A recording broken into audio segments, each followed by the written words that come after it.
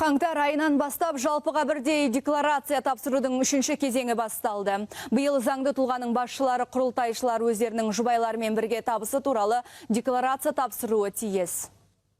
Шетелдегі мүліктері, көліктері болып жатса, көрсетуге міндетті. Банкте есеп шоттары болып жатса, ол жердегі жалпы соманың жиынтығы 1000 айлық көрсеткіштен асып атса, яғни 3,5 миллион теңгеден оны көрсетеді, және шетелдегі заңды тұлғадағы үлестері болып жатса.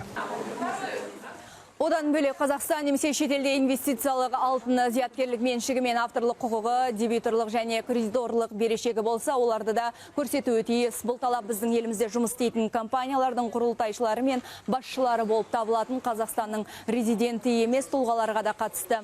Декларация тұрғылықты жері бойынша тапсырылады. Тек кәмелетке толмағандар ғана өз мүлкін есепке алу міндетінен босатылады.